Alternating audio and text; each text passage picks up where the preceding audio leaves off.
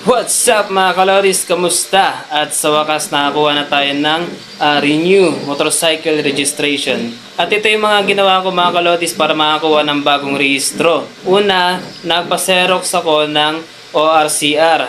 At pagkatapos, pumunta ako sa M. Luwilier para doon kumuha ng insurance.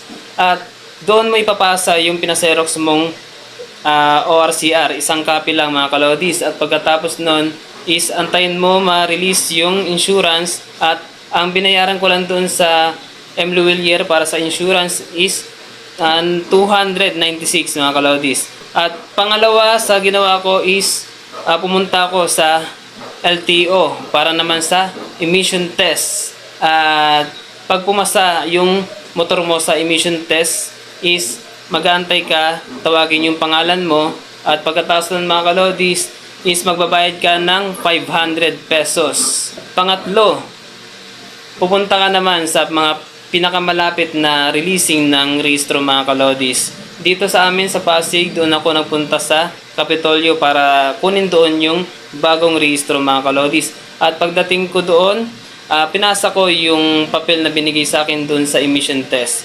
At pagkapasa mo doon mga kalodis is papupuntahin ka sa cashier para magbayad naman para sa mismong bagong rehistro.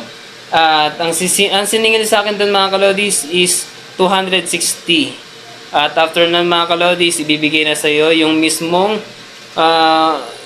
bagong mong CR mga kalodis.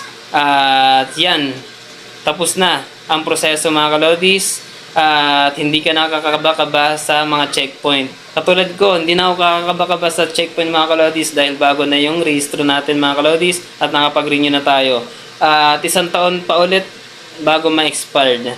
Kaya inuna namin itong rehistro mga kalodis dahil importante ito mga kalodis, lalo na buntis yung asawa ko. Kaya kailangan namin yung motor para sa mga bagay na kailangan dahil gagamitin namin yung motor, lalo na sa hanap buhay namin sa pagdi-deliver. Kaya napaka-importante na ang rehistro mga kalodis.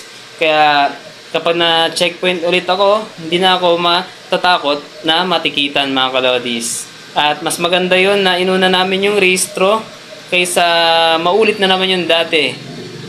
Natikitan na kasi kami dati mga kalodis. Kaya yun, nadoble ang gastos.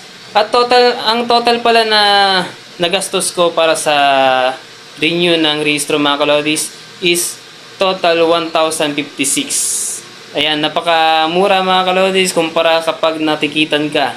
Kasi pag natikitan, umaabot yun ng 2,000 pagpaso ang rehistro. Mababa na yung 1,500 or 1K. Ayan. At yun lang mga kalodis.